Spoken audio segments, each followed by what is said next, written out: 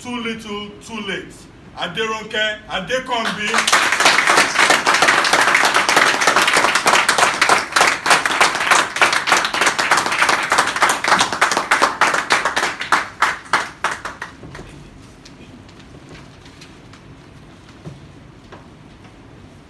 By show of hands, how many of us can confirm to me that they plan to become distinguished Toastmasters?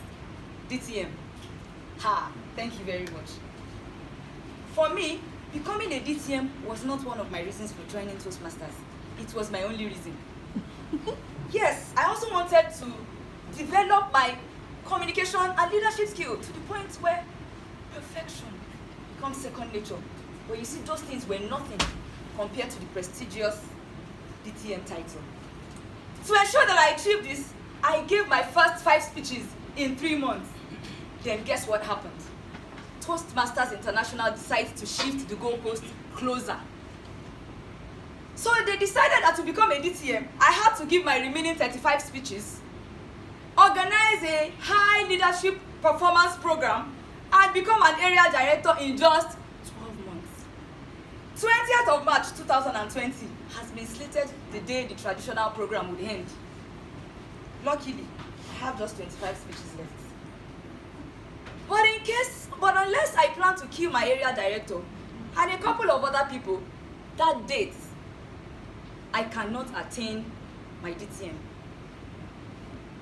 So it seems like that my efforts appeared too little, too late. The contest chair, fellow Toastmasters and beautiful guests, have you ever felt that your actions would amount to nothing in spite of the effort you are putting into it? Have you ever felt inadequate in the pursuit of a dream, or that beautiful girl, or the handsome man that you desire? You see, doubts and limitations are sown in our minds by the way we have perceived our previous life experiences. Let me take you back to my youth service days. I had my youth service in Taraba State.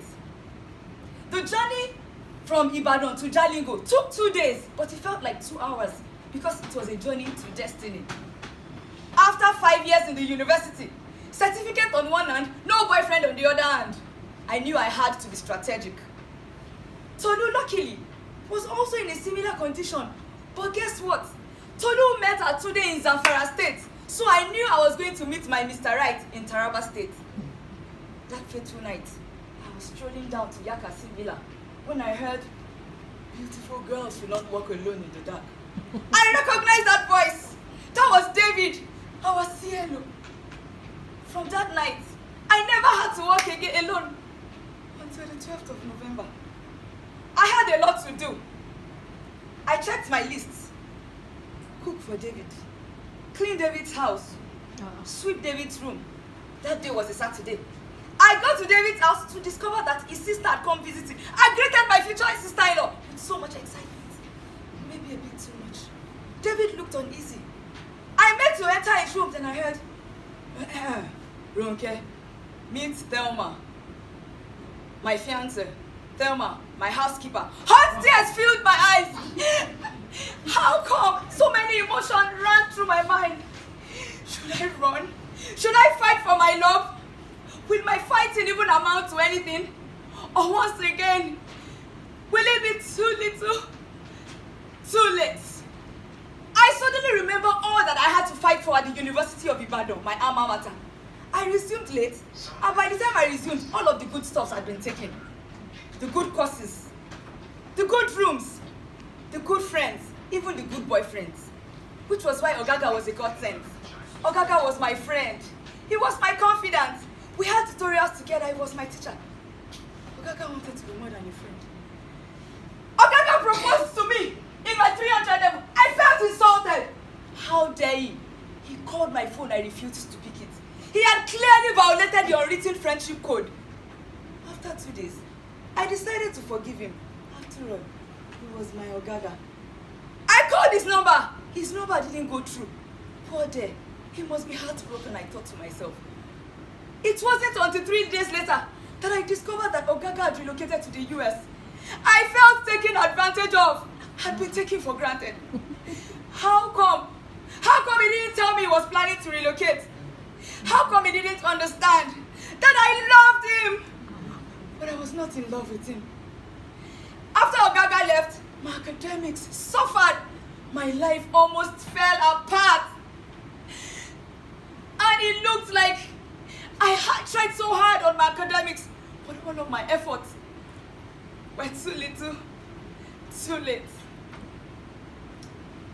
Fellow Toastmasters and guests, you see, experiences like this, when viewed from lens too close, they are the things that make us see life from a small picture. And they prevent us from actualizing our full potentials. For example, Ogaga's absence taught me how to be independent, and my resolve to cope with life and academics after he left ensured that my life did not totally fall apart.